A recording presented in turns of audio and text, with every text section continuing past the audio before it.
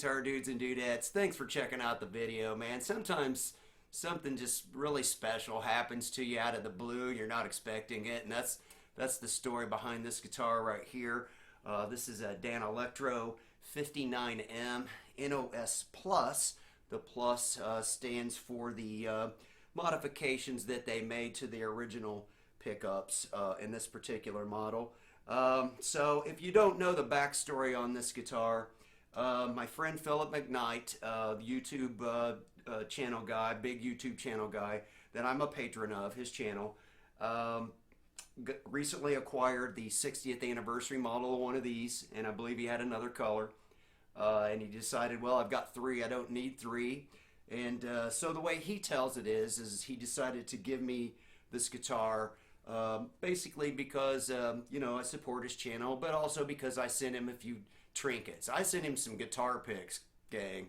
I sent him a little statue of Mick Mars because I heard him comment one time in one of his videos that Mick Mars was the guitar player that got him into wanting to learn how to play the guitar when he was a kid. And I just thought that was cool because I like Mick Mars too, and I've met Mick Mars and he's a nice guy.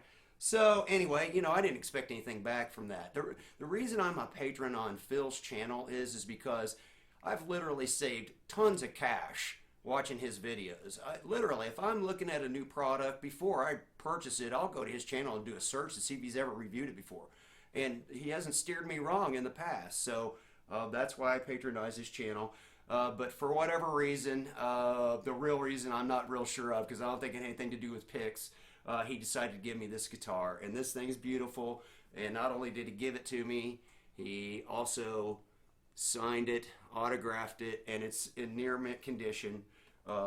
It's basically mint condition. I mean, I can't, it's like it's brand new. Of course, it's got Phil's luthier setup on it, which is perfect. And what makes it cool is this is not a guitar I probably would have bought for myself. You know, I wouldn't have went shopping for this. But now I've got this really cool, different alternative to learn on, and it's got some really neat features. I particularly like the fact that the knobs are stacked, so the red dial at the bottom is the volume control and the top is the tone. And I'm not going to bore you with all the details. What I am going to do is put links down in the description to Phil's video on these guitars, and also the new blue one he got because it's gorgeous. You might want to look into that. And also a link to his excuse as to why he thought I should have this guitar. But I really, really appreciate it. I was going through a bit of a bad week that week. Had a little bit of a health scare. Turned out to be nothing, but I didn't know it that day that I found out he was going to send me this guitar, and that really gave me a boost. And you know, he didn't know that, but I guess that's what friends are for. So Phil, rock on, dude. Man, I really love it. I'll keep it forever, and I'm definitely going to play it here for you guys if you're interested. I'm not much of a clean player, but I do like the way it sounds. I'm particularly in love with the neck pickup already, so if you want to check that out, hang around. Rock on. Alright, gang, here we go. I promised you a little bit of a sound check, so I'm going to do my best here. Obviously new guitar, I'm still getting used to it, but I really like the neck for one thing. I wouldn't say it's a thin neck, but it's not a big baseball neck either. And interesting feature, I noticed it's got like a metal nut, which is kind of cool. And so basically this is the new Marshall SV20H. I'm on the 5-watt power mode.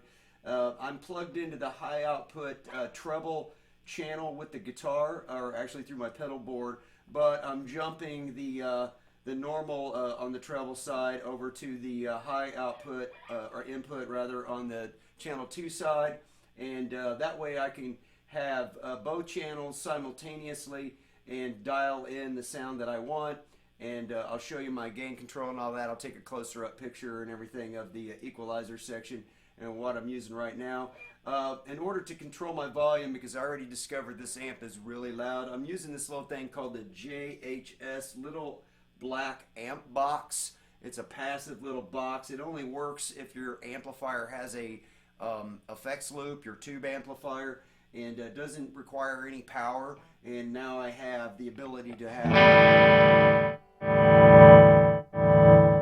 master volume control and still be able to push the tubes with the gain control here, the volume controls on this Plexi style amplifier. So I really like that. So this is the only thing that is on right now is my MXR Carbon copy. In fact, I'll go ahead and kill that. So this is just a clean, everything's maxed out on the guitar. So there's my clean signal right there. Now, middle position, both pickups.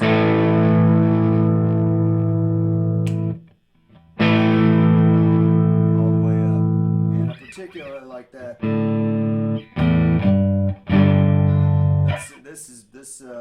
I'm usually a bridge pickup guy. I'm going to say I like this neck pickup a lot, so that's going to be fun. So I'm going to turn on my Saguaro by Lawrence Petros Designs, which is just like a kind of a Klon-like boost, and let's see if I can play something reasonable that you will recognize.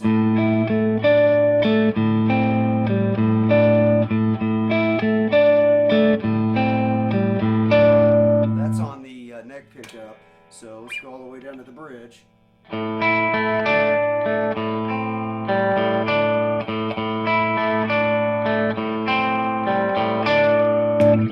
position. I may be clipping out a little bit there, so if I am, I'm sorry. I'm going to turn the volume down just a little bit.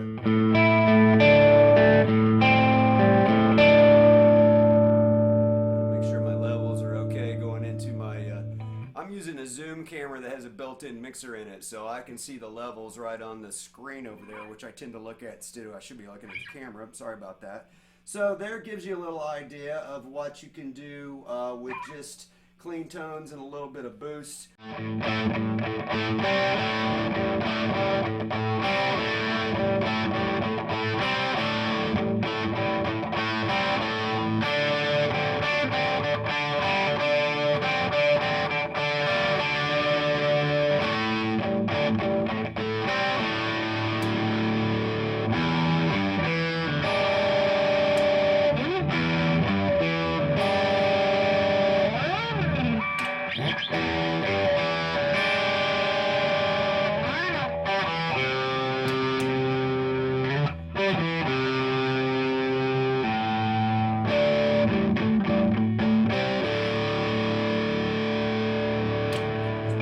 Crunchiness, so that's with the distortion pedal, the Red Rocks by Donner Prince, and I'll show you those settings there. And just you know, you think this guitar is kind of a one-trick pony. It's really not.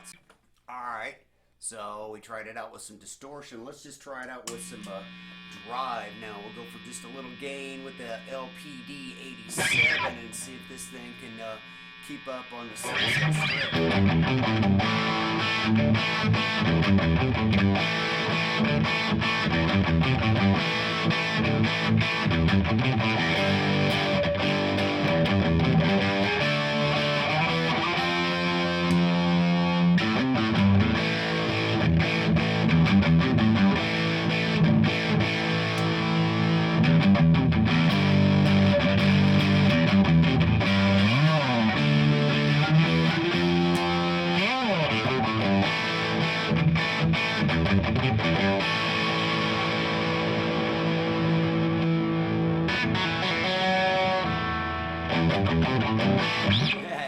So it's not a one-trick pony at all. It's a very, very versatile guitar, and I gotta tell you, Phil, I'm gonna have lots of fun with it. I intend to try to learn some songs that were written and this recorded with this guitar, and that's gonna be a new fun challenge. So I'm gonna get a lot of good use out of it, and I really appreciate it. And I hope you guys enjoyed the video. And thanks for tuning in, and as always, rock on.